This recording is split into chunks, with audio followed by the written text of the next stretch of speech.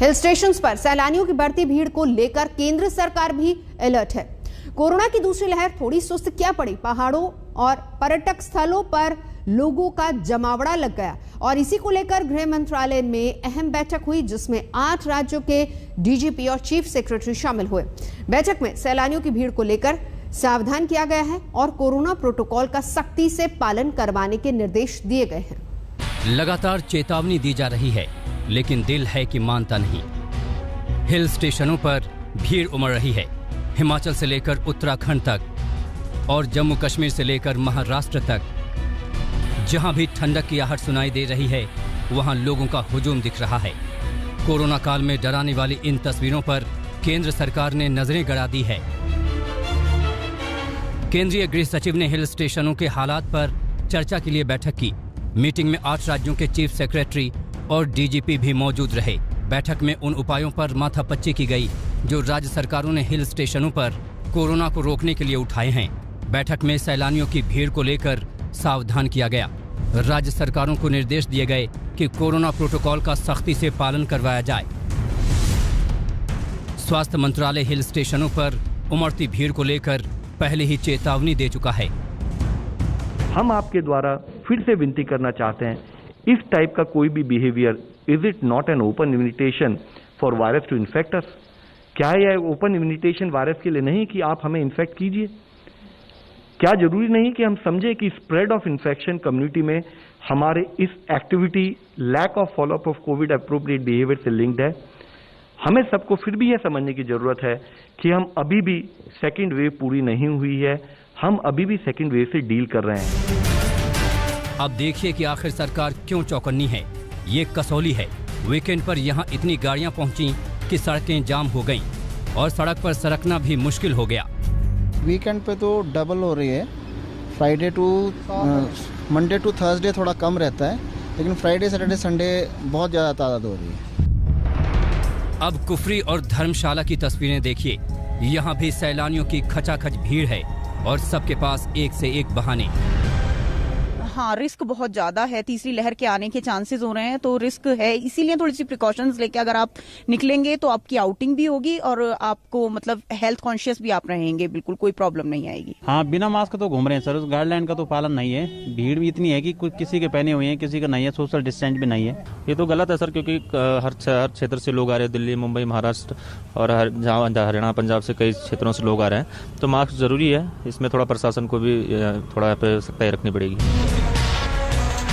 हिमाचल प्रदेश की हालत ये है कि कालका से शिमला जाने वाली टॉय ट्रेन पूरी तरह फुल है।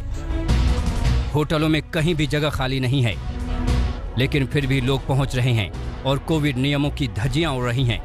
उत्तराखंड का भी कुछ ऐसा ही हाल है। देहरादून से मसूरी जाने वाली सड़क पर गाड़ियों की कतार है। घंटों तक जाम में परेशान होना पड़ रहा है। ये हाल तब है जब सरकार ने RT-PCR रिपोर्ट और रजिस्ट्रेशन जरूरी कर रखा है। हम जो बाहर के यात्री आ रहे हैं उन सभी का जो है RT-PCR नेगेटिव रिपोर्ट चेक करते हैं, उसके बाद ही उनको जाने की परमिशन देते हैं। कोविड रिपोर्ट से जो हमारे पुलिस वाले हमारे साथी लोग हैं वो देख रहे हैं, वो बनासकंडा में उन्होंने वो चेक पोस्ट पर आ गए। बाकी हम यहाँ उनकी मास्क की, सैनिटाइजर की, इसका पालन किया जा रहा है। यहाँ सैलानी मौज में हैं, वो भूल गए हैं कि कोरोना का कहर अभी खत्म नहीं हुआ है। उन्हें वो चेतावनी सुनाई नहीं दे रही है जो केंद्र सरकार की ओर से दी जा रही है। हम लोगों ने उत्तराखंड में देहरादून और नैनीताल दोनों जगह जहाँ ज़्यादा भीड़ होती है वहाँ ऑर्डर निकाले हैं कि 50% से ज़्यादा कैपेसिटी पर होटलों के कमरे बुक न किए जाए और साथ ही साथ जो लोग मास्क नहीं लगा रहे हैं उनके चालान काटे जा रहे हैं और साथ में पुलिस के द्वारा मास्क भी वितरित किए जा रहे हैं। ठीक है कि कोरोना ने आपको घरों में कैद कर रखा था, लेकिन ये वक्त लापरवाह होने का नहीं है। आपको छूट जरूर मिली है, पाबंदियां जरूर हटी हैं, लेकिन आपको ये नहीं भूलना चाहिए कि पहली लहर के बाद ऐसी ही लापरवाही ने दूसरी लहर को न्योता दिया था। अशोक सिंघल के साथ आज तक ब्यूरो। और अब बात कश्मीर की, जहां पर आतंकवादियों और छिपे हुए देशद्रोहियों के खिलाफ सरकार फुल एक्शन में है। ये वो लोग हैं जो सरकारी नौकरी भी करते हैं और उसकी आड़ में आतंकियों को मदद भी करते हैं। ऐसे 11 कर्मचारियों को बर्खास्त कर दिया गया है। टेरर फंडिंग के आरोप में जिन लोगों पर कार्रवाई हुई है उनमें आतंकी सलाउद्दीन के दोनों बेटे शामिल हैं। जम्मू कश्मीर में आतंकवादियों के बुरे दिन तो पहले ही आ गए थे। अब आतंक के अंडर कवर एजेंटों की धरपकड़ की जोरदार मुहिम लगातार जारी है। एक एक कर सिस्टम और सरकारी तंत्र में छिपे हुए देश के दुश्मनों को तलाशा जा रहा है, जो पगार तो सरकार की लेते थे लेकिन काम आतंकियों के लिए करते थे।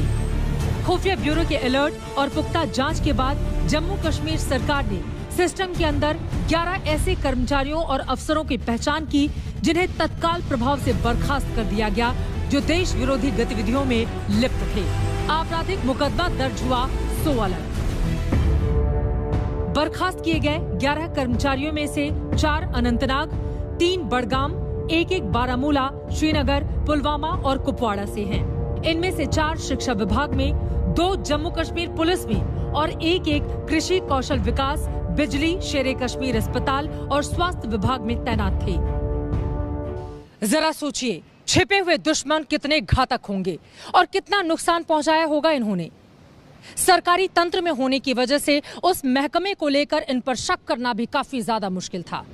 आज तक को मिली एक्सक्लूसिव जानकारी के मुताबिक इन्होंने खुफिया जानकारियां आतंकवादियों को मुहैया करवाई हैं।